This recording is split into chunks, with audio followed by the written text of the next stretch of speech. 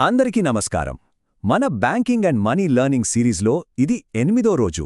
ఈరోజు మనం ప్రతి ఒక్కరి జీవితంలోనూ చాలా ముఖ్యమైన కొన్ని విషయాల గురించి మాట్లాడుకుందాం.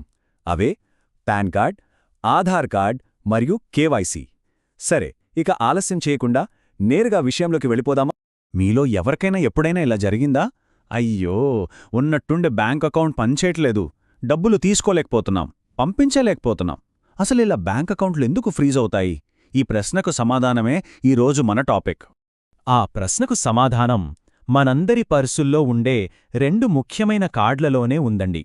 ఆ 2 కార్డులకు 2 వేర్వేరు అర్థాలున్నాయి. ముందుగా వాటిని సింపుల్గా అర్థం చేసుకుందాం. ముందుగా ఆధార్ కార్డ్. ఇది ఒక 12 అంకెల యునిక్ నంబర్. సింపుల్గా చెప్పాలంటే ఈ కార్డ్ చూపిస్తే ఈ వ్యక్తి ఫలానా ఇక్కడ ఉంటారని పక్కాగా తెలిసిపోతుందన్నమాట. అందుకే ఇందులో మన వేలిముద్రలు, కళ్ల ఫోటోలు లాంటి బయోమెట్రిక్స్ తీసుకుంటారు. ఇది మన గుర్తింపుకి, అలాగే మన అడ్రస్కి ఒక పక్కా ప్రూఫ్. ఇక రెండోది పాన్ కార్డ్. ఇది 10 అక్షరాల నంబర్. దీన్ని మన ఇన్కమ్ ట్యాక్స్ డిపార్ట్మెంట్ ఇస్తుంది. దీని ముఖ్య ఉద్దేశం ఏంటంటే మన డబ్బు వ్యవహారాలన్నింటినీ ట్రాక్ చేయడం. అంటే మీరు ఎక్కడ ఉద్యోగం చేస్తున్నా, వ్యాపారం చేస్తున్నా, మీ డబ్బు వ్యవహారాలన్నీ ఈ పాన్ నంబర్ ద్వారానే ప్రభుత్వం గమనిస్తూ ఉంటుంది. ఎందుకంటే పన్నులు సరిగ్గా కడుతున్నారా లేదా అని చూడాలి కదా. సో ఇది మన ఫైనాన్షియల్ ఐడెంటిటీ కార్డ్ లాంటిది. ఇప్పుడిక్కడ చూడండి, తేడా మనకు చాలా క్లియర్గా కనిపిస్తోంది. ఆధార్ ఏమో మీరు ఎవరు, మీ అడ్రస్ ఏంటి అని చెప్పడానికి. పాన్ కార్డ్ ఏమో మీ డబ్బు ఎక్కడ్నుంచొస్తోంది, మీరు ట్యాక్స్ కడుతున్నారా అని తెలుసుకోవడానికి. సింపుల్గా చెప్పాలంటే ఒకటి మన మనిషిగా గుర్తింపు, ఇంకొకటి మన డబ్బుకి గుర్తింపు. కాబట్టి ఇప్పుడు అర్థమైంది కదా ఈ 2 ఎందుకు అవసరమో. ఆధార్ ఏమో మన ఎవరో చెప్తుంది, పాన్ ఏమో మన డబ్బు కథ చెప్తుంది. ముఖ్యంగా బ్యాంక్ లాంటి చోట్ల ఈ 2 తప్పనిసరి. సరే, మన దగ్గర ఈ 2 కార్డులు ఉన్నాయి, అంతా బానే ఉంది. మరి బ్యాంకులకు వీటితో ఏం పని? అసలు ఈ ప్రాసెస్ ఏంటి? ఆ ప్రాసెస్ పేరే కేవైసీ. దాని గురించే ఇప్పుడు తెలుసుకుందాం. కేవైసీ అంటే నో యోర్ కస్టమర్. తెలుగులో చెప్పాలంటే మీ కస్టమర్ గురించి తెలుసుకోండి అని బ్యాంకులకు ఆర్బీఐ అంటే రిజర్వ్ బ్యాంక్ ఆఫ్ ఇండియా గట్టిగా చెప్తోంది. ఎందుకంటే ఏవైనా మోసాలు జరగకుండా, అడ్డుగోలుగా డబ్బు లావాదేవీలు జరగకుండా ఉండటానికి. ఇది మనల్ని, బ్యాంకును, ఇద్దర్నీ కాపాడే ఒక రక్షణ కవచం లాంటిది. ఒకవేళ ఈ కేవైసీ చేయలేదనుకోండి, అప్పుడు ఏమవుతుందో తెలుసా? ఇక్కడే అసలు సమస్య మొదలవుతుంది. మీ బ్యాంక్ అకౌంట్ ఫ్రీజ్ అయిపోతుంది. అంటే లాక్ పడిపోతుంది. ఇంకా మీరు డబ్బులు తీయలేరు, వేయలేరు. అంతేనా? మీ ఏటీఎం కార్డు పనిచేయదు, గూగుల్ పే, ఫోన్ పే లాంటివి కూడా ఆగిపోతాయి. చూసారా ఎంత పెద్ద సమస్యో? అందుకే కేవైసీని అస్సలు లైట్ తీసుకోకూడదు.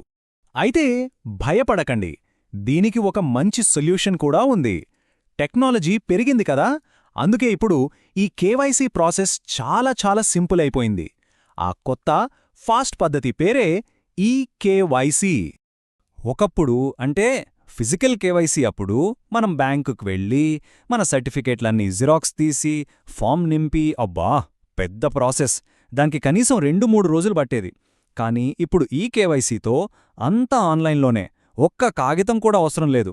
కేవలం మన ఆధార్ ఉంటే చాలు, 2 నిమిషాల్లో, మహా అయితే 5 నిమిషాల్లో పని అయిపోతుంది. అసలు ఈ ఈకేవైసీ ఎలా పనిచేస్తుందంటే చాలా సింపుల్ అండి. జస్ట్ మీ ఆధార్ నంబర్ ఎంటర్ చేస్తారు. వెంటనే మీ ఆధార్కి లింక్ అయిన ఫోన్ నంబర్కి ఒక ఓటీపీ అంటే ఒక పాస్వర్డ్ వస్తుంది. ఆ నంబర్ని అక్కడ ఎంటర్ చేస్తే అంతే, మీ ఐడెంటిటీ వెరిఫై అయిపోయినట్టే. మీ కేవైసీ ప్రాసెస్ పూర్తయిపోతోంది క్షణాల్లో. సరే, ఇవన్నీ బాగానే ఉన్నాయి. కానీ చాలామంది, ముఖ్యంగా కొత్తగా బ్యాంకింగ్ మొదలుపెట్టేవాళ్లు కొన్ని చిన్న చిన్న పొరపాట్లు చేస్తుంటారు. కాని ఆ చిన్న పొరపాట్లే పెద్ద నష్టాలకు దారితీస్తాయి. అవేంటో ఇప్పుడు కొంచెం జాగ్రత్తగా విందాం. ఇక్కడ చూడండి, మొదటిది పాన్ను ఆధార్తో టైంకి లింక్ చేయకపోవడం. ఇక రెండోది, ఇది చాలా చాలా ప్రమాదకరమైనది. ఎట్టి పరిస్థితుల్లోనూ మీ ఆధార్ ఓటీపీ గాని, బ్యాంక్ ఓటీపీ గాని ఎవ్వరితోనూ షేర్ చేసుకోకూడదు. ఫ్రెండ్స్ అయినా, బంధువులైనా సరే. అది మీ డబ్బుకి తాళం చెవిలాంటిది. ఇంకా మీ పేరు, పుట్టిన తేదీ లాంటివి సర్టిఫికెట్లలో తప్పుగా ఉండటం. బ్యాంక్ నుండి కేవైసీ అప్డేట్ చేసుకోమని మెసేజొస్తే పట్టించుకోపోవడం. ఇవన్నీ కూడా పెద్ద తప్పులే. ఓకే, ఇప్పుడుదాకా మనం చాలా విషయాలు నేర్చుకున్నాం కదా.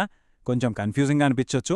అందుకే వాటన్నిటిని కలిపి మీకోసం ఒక సింపుల్ 5 స్టెప్ ప్లాన్ లాగా మార్చాను. దీన్ని ఫాలో అయితే చాలు. ఇదిగోండి మీ రోడ్ మ్యాప్. చాలా సింపుల్.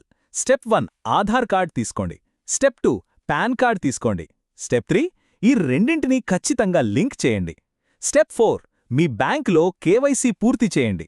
ఇక చివరగా స్టెప్ 5 మీ డాక్యుమెంట్లను ఎప్పుడూ అప్డేటెడ్గా భద్రంగా ఉంచుకోండి. అంతే.